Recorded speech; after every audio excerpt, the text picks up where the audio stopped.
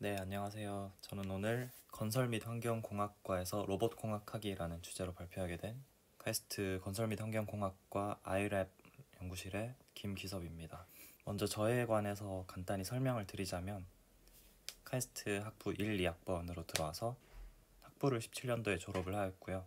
그 이후에 건설 및 환경공학과에서 계속 석사와 박사를 하고 있습니다. 학부를 건설 및 환경공학과를 나온 거랑은 조금 다르게 현재 연구 분야는 로봇 쪽으로 슬램이란 분야를 연구하고 있습니다. 김하영 교수님 연구실에서 현재 박사과정 2년차 연구를 하고 있고요.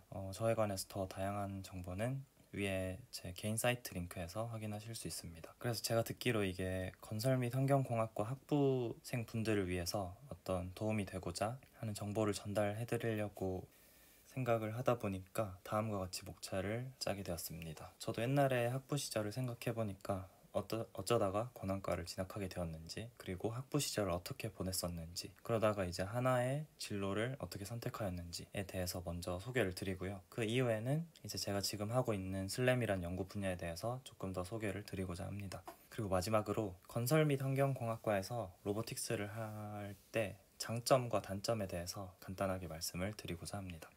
제가 건설 및 환경공학과를 고르게 된 이유로는 고등학교 때 지구과학 연구를 다양하게 많이 했었었는데요. 지구과학 연구를 하다 보면은 결국 우리 주변의 환경이라는 것에 대해서 다루기 때문에 그것과 가장 유사한 학과가 카이스트에 있는 것 중에 건설 및 환경공학과라고 생각을 하였었습니다. 그래서 처음에 자기소개서 학교에 지원 쓸 때도 건설 및 환경공학과를 희망한다고 썼었고, 바로 2학년 때 학과를 고를 때도 되게 좀 간단하게 골랐던 것 같습니다. 그래서 고등학교 때 주로 우주에 관한 연구도 했었고, 뭐 돌의 표면을 현미경으로 관찰해서 돌이 어떻게 구성되어 있는지 이런 연구도 했었던 것 같습니다. 근데 이제 19살쯤에 이제 대학 원서를 쓸 때 조금 더 이제 제가 생각을 해봤던 게, 고등학교 때 지구과학 연구를 수행했던 것들은 좀 더 사이언스나 생태학적인 거에 좀 더 가까웠었습니다. 그런데 이제 지원을 쓰려다 보니까 카이스트에는 조금 그런 이콜로지컬한 환경을 하는 학과는 사실 없었기도 했고요. 전 좀 더 사회에 도움이 되는 거를 하고 싶다는 생각이 있어서 당시의 기준으로는 뭐 이런 주변의 구조물들 혹은 도시 이런 것들에 대해서 관심이 가기 시작했습니다. 그래서 예를 들어서 오른쪽 그림과 같이 이순신 대교 그림인데요. 제가 당시에 되게 궁금했던 게, 이런 것들이 저 바다 위에 도대체 어떻게 저렇게 단단하게 서 있을까, 이런 게 되게 개인적으로 궁금했었습니다. 뭐 지금도 잘 모르긴 하지만 그래도 건설 및 환경공학과에 와가지고 뭐 기초공학이나 다양한 수업들을 들으면서 대강 이해를 하게 된 게, 지금 연구 분야랑은 크게 관련 없더라도 되게 저는 재밌었고요. 아무튼 당시에 이런 걸 좀 조사를 하면서 사회 기반이라는 단어에 되게 좀 끌렸던 것 같습니다. 그리고 이런 공학들은 되게 매시브하고 피지블하고 좀 익스플리시트한 게 있다라고 좀 느껴졌었습니다. 그래서 지구과학 연구들과도 이어지면서 환경을 다루지만 사람들에게도 도움이 된다, 이런 생각 때문에 시빌 앤 엔바이러먼탈 엔지니어링이 끌렸던 것 같습니다. 그래서 학부 시절에는 그 관심의 자연스럽게 연장으로 환경 동아리를 했었었고요. 그 이후에 뭐 건환과에 여러 트랙들이 많이 있는데 사실 다 재밌었어가지고 다양하게 다 들었었습니다. 저희가 흔히 집안, 구조, 또 도시, 교통, 로봇 뭐 이렇게 현재 나누고 있는데요. 환경까지 있습니다. 그래서 제 생각에는 다른 과보다 세부 분야의 종류도 되게 많고, 각 세부 분야가 요구하는 기본적인 그런 분야, 예를 들어서 화학이라든지 물리라든지 전산이라든지 좀 다양한 백그라운드를 요구하는 것들이 많기 때문에, 저는 그 중에 이제 어떤 거를 제가 좋아하는지를 당시에는 몰랐었기 때문에 다양하게 많이 들었었습니다. 그렇게 이제 2학년이 되었는데, 사실 그때 이제 과대랑 과학생회장 활동을 하게 되면서 공부를 거의 안 했던 시기였습니다. 그래서 들어야 되는 수업만 듣고 그냥 그렇게 2학년을 흘려보냈고요. 그냥 공부를 거의 안 했습니다. 그러다가 이제 3학년이 되었는데, 이제 3학년쯤 되면은 주변의 친구들이 뭐 개별 연구를 한다든지 URP를 한다든지 하면서 슬슬 쫄리는 시기가 되게 됩니다. 근데 이제 당시에 공부를 안 하고 있었기 때문에 미래에 어떤 일을 하고 있을지 아직도 잘 모르겠다라는 생각이 있었고요. 그래서 이때쯤부터 스스로를 좀 실험을 해보기로 결정을 했었습니다. 실험이라고 하면은 내가 어떤 것들을 잘할 수 있고 어떤 것들을 좋아하는지 실제로 가설을 세우고 실제로 한번 행동을 해보고 그 결과를 보고 판단을 하려고 했었습니다. 그 이제 가설 설정의 첫 번째로 제가 당시에 글을 읽고 쓰는 것에 대해서 좀 자신도 있었고 재미도 느끼고 있었기 때문에 카이스트에서 대학원을 간다면 글 쓰는 일을 하는 곳이 이제 STP라고 정책대학원 쪽이 있었습니다. 그래서 정책대학원 수업을 환경과 관련된 걸 하나 들었었는데 그 결과로서 영어 글들을 많이 그리고 빠르고 잘 읽는 것이 요구되었습니다. 근데 이제 해보니까 제가 뭐 영어를 못하기도 했었고 영어 글을 그렇게 많이 읽는 걸 또 좋아하지 않더라고요. 뭐 싫어하는 건 아니지만 일주일에 막 100쪽씩 이렇게 읽어야 하는데 그게 좀 부담처럼 느껴지고 또 제가 잘 하지도 잘 못하는 것 같다는 생각이 들었었고요. 그리고 앞서 이순신 대교 사진처럼 저는 실물적으로 뭔가 만들어지고 어떤 그런 게 좀 더 재밌었던 것 같은데 결과적으로 글을 쓰는 건 재밌어 하지만 직업인으로서 어떤 결과물을 내가 만들 때 이거는 어떤 실물적인 뭔가를 만들어낼 수 없어서 제가 재미를 좀 많이 느낄 수 없겠다라고 생각을 했었습니다. 그래서 이제 새로운 가설을 세운 게 환경 쪽 수업이었는데요. 뭐 옛날부터 사실 이콜로지컬한 부분에도 관심이 있었었고요. 환경에 대해서 관심이 쭉 있었으니까 이런 환경공학을 이용해서 어떻게 환경을 정화하고 어떻게 또 지구를 잘 지킬까 이런 것들이 되게 매력적인 주제긴 했었습니다. 저에게도. 그래서 마침 이때 또 환경 전공인 교수님께서 새로 오셔가지고 환경 수업을 들었는데 미생물학 관련된 내용이었습니다. 그래서 생물화학적인 내용을 주로 다뤘었고요. 근데 결과는 C 플러스를 받았는데 제가 고등학교 때도 생물화학을 되게 못했었는데 이제 계속 그거를 아니야 나는 잘할 수도 있지 않을까라고 생각을 했지만 이제 정말 못하는 게 밝혀졌다고 스스로 생각을 했었고요. 그리고 환경에 대해서 관심을 가지는 것과 학문적으로 평생 환경공학을 하는 거는 별개이다 라고 스스로 이제 결론을 내렸습니다. 그러다가 이제 저 현재 소속돼 있는 연구실에 교수님께서 부임을 하셨었고요. 뭐 그렇게 2번, 3번 정도의 실험을 해보다가 또 1년이 가가지고 4학년이 되었었습니다. 4학년이 되니까 이제 좀 더 진지해져서 어쨌든 실험을 지속하기보다는 이제 좀 선택을 해야 된다라고 생각이 들었었고요. 기준을 좀 더 비비드하게 세우고 선택부를 좀 좁혀야 되겠다는 생각을 했었습니다. 제가 기준을 세운 게 첫 번째로는 좀 공간에 관한 거를 스스로 재밌어 한다라는 생각을 했었었고요. 그거에 대해서 이제 건환과에서 추려보니까 집안공학이랑 로봇공학 정도로 추릴 수 있는 것 같았습니다. 도시 쪽도 공간이라고 할 수 있기는 할 텐데 조금 도시 계획이랄까 이런 것들이 실제로 3차원 공간에서 어떤 뭐랄까요 3차원 객체들을 스스로 다루고 눈으로 볼 수 있고 이런 거랑은 좀 거리가 있다고 느껴져서 도시 계획이랄까 그런 거는 도시공학 쪽은 크게 염두에 두지 않았던 것 같습니다. 로봇공학 같은 경우는 이제 로봇이 3차원 공간을 움직이면서 로봇이 3차원 공간을 해석을 해야 되는데 이게 또 사람은 이렇게 하는데 로봇이라면 어떻게 해야 될까? 로봇에게 공간 지능이 있다면은 그걸 어떻게 만들어야 될까? 이런 것들에 되게 끌렸던 것 같습니다.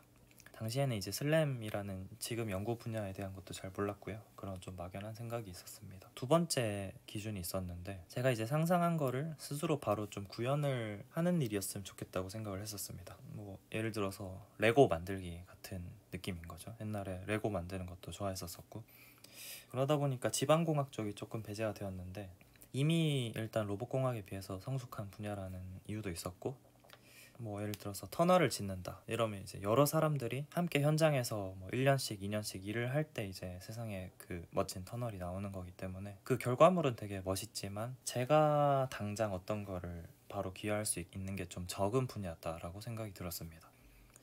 그래서 로봇공학 쪽으로 좀 가야겠다라고 생각을 하게 되었 결정을 4학년쯤에 했던 것 같고요. 근데 이제 결정은 했는데 이제 스스로의 상태를 점검을 해보니 제가 그 1학년 때 듣는 코딩 수업을 B-인가를 맞고 이후로 코딩을 거의 한 적도 없더라고요. 근데 이제 로봇공학이란 분야를 조금 살펴보니까 뭐 생각보다 기계를 막 조립하고 이런 것보다는 제가 생각했던 로봇공학 쪽은 코딩을 하는 것이 거의 대부분이었습니다. 그래서 코딩을 좀 할 줄 알아야겠다라는 계획을 세웠고 이거 역시도 뭐 제가 알고 보니 코딩을 또 엄청 싫어하고 잘 못할 수도 있기 때문에 스스로를 한 번 정도 더 실험을 해봐야겠다는 생각이 들었고요. 그래서 이제 친구들을 꼬셔서 그 전자과의 전프고란 과목을 수강을 했었습니다. 당시에는 조금 그래도 악명이 높았는데 뭐 사실 대안이 없었기 때문에 가서 좀 부딪히면서 했던 것 같고 뭐 해보니까 생각보다는 그래도 잘 스스로가 버텨낸다는 사실을 또 새롭게 알게 되었습니다. 그 다음에 또 경험이 하나 정도 더 필요할 것 같다고 생각해서 그 로봇을 이미 잘 하고 있는 친구를 꼬셔가지고 그 그 당시에 건안과에서 로봇을 하고 있던 명현 교수님 내에서 URP를 이제 같이 했었습니다. 뭐 이제 드론을 같이 만들고 뭐 드론의 인식을 좀 한다든지 이런 걸 했던 것 같은데 당시에 그래도 재밌었던 것 같고요. 조금 더 그 결정이 단단해진 시기였던 것 같습니다.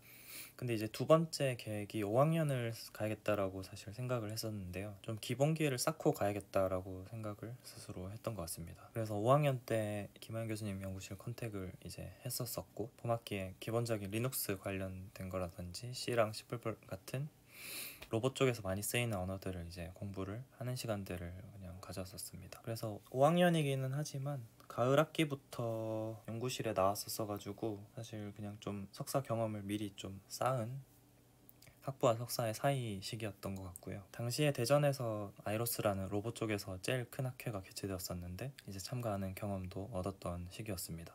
그런 이제 다양한 시도와 실패와 그런 시기들을 거쳐서 2017년부터 석사 생활을 시작을 하게 되었었습니다. 그래서 제 얘기는 이제 제 과거 얘기는 여기까지 하고 현재 이제 저희 연구실 및 건설 및 환경공학과에서 로봇공학을 할 때 어떤 연구들을 실제로 할 수 있는지 예시들을 조금 더 보여드리려고 합니다. 첫 번째로는 저희 연구실을 한마디로 요약을 하자면은 슬램 연구실이라고 할 수 있는데요. 슬램은 Simultaneous Localization and Mapping의 약자입니다. 그래서 로봇이 3차원 공간을 이동할 때 자기의 위치를 모르기 때문에 주변 정보를 활용을 해야 되는데요. 반대로 주변 정보를 잘 쌓으려면은 자기의 위치를 잘 알아야 합니다. 결과적으로 이 두 개를 잘하게 되면은 로봇이 이제 3차원 공간을 정확하게 복원을 해낼 수가 있습니다. 그래서 이 사진들은 저희 연구실에 선배가 실제로 수행한 결과인데요. 제일 왼쪽은 이제 대전시청 부근이고 두 번째는 한빛 아파트입니다. 세 번째는 또 이제 서울 어딘가이고요. 그래서 이런 넓은 킬로미터 단위 범위의 영역들을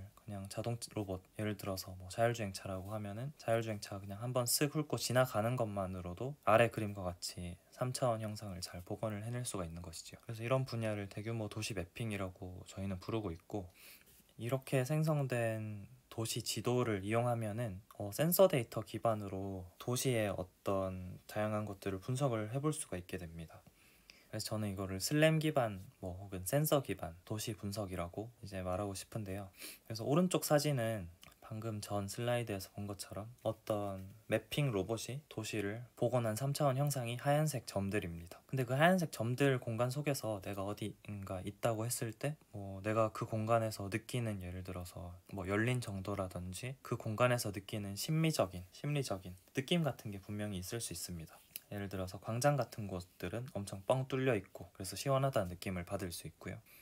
반면에 어떤 골목들은 너무 좁아서 닫혀 있다 혹은 좀 위험하다 이런 느낌을 느낄 수도 있습니다. 근데 그런 것들을 사람이 가서 이제 느끼는 데 그치는 게 아니라 실제로 좀 데이터를 기반으로 해서 정량화하고 이런 일들을 슬램 맵을 이용하면 할 수 있습니다. 그래서 이런 연구를 수행한 적도 있었고요. 그리고 로봇이 강인하게 도심에서 여러 가지 인식을 하기 위해서는 다양한 센서들을 퓨전해야 합니다.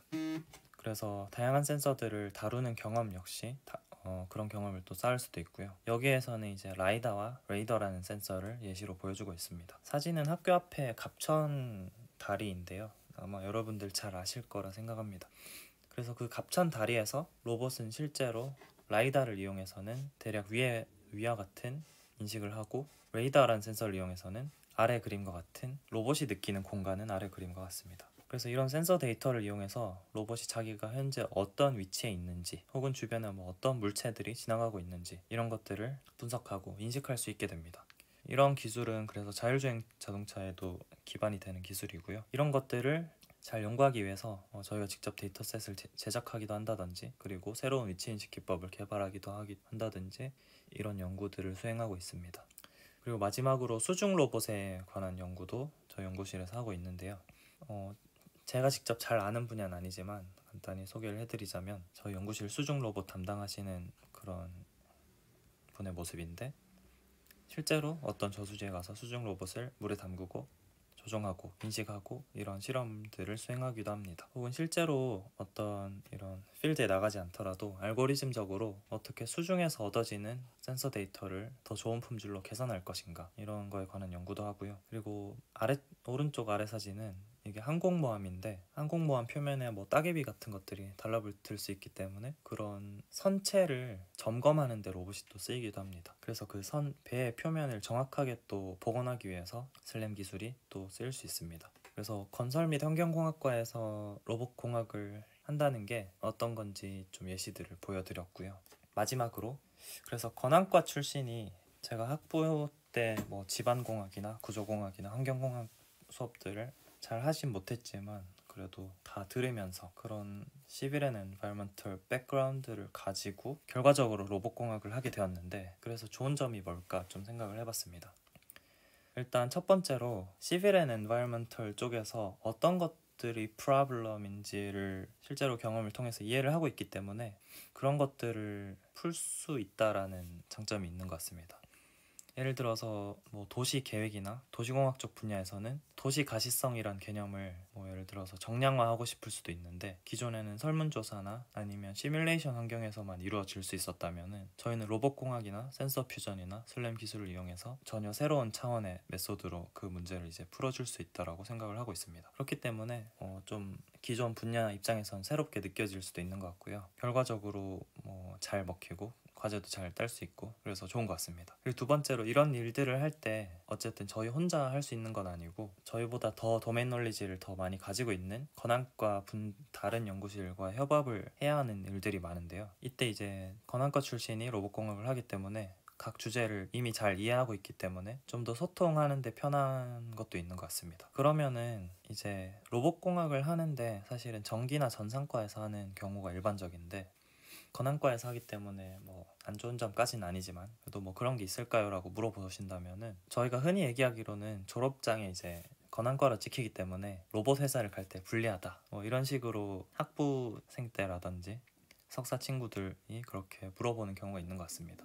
근데 개인적인 생각으로는 여러분이 박사를 하실 거면은 크게 상관이 없는 것 같고요. 어차피 논문들 본인이 쓰신 논문들 제목이나 주제나 출판된 곳 등을 보면은 어떤 전공을 했는지 알기 때문에 요즘은 더더욱 그런 이름보다는 실제적인 컨텐츠의 시대인 것 같습니다. 그리고 또 로봇공학 학제를 복수 전공하는 옵션도 존재하기 때문에 뭐 크게 단점이라고는 생각하진 않고요. 근데 이제 두 번째로는 전기과나 전산과에 좀 AI를 하시는 분들이 많은데 요즘 또 AI의 시대잖아요. 근데 그런 분들의 협업 기회가 적을 수 있는 것 같긴 합니다. 근데 이거는 스스로 연구실 밖으로 나가서 협업한다든지 좀 더 부지런하게 움직인다면 극복 가능할 거라고 생각하기 때문에 뭐 건항과에서 건항과 문제들을 로봇공학으로 소통을 통해서 푸는 장점이 더 크게 느껴지는 것 같습니다. 네, 그래서 간단하게 오늘 제 얘기 및 건항과에서 로봇공학을 할 때 어떤 연구들을 할 수 있고 또 장점은 무엇인지 알아보았습니다. 뭐 도움이 되기를 바라겠고요. 더 궁금하신 게 있으신 분들은 제 메일로 문의사항을 보내주시면은 또 제가 잘 답변해 드리겠습니다. 네, 감사합니다.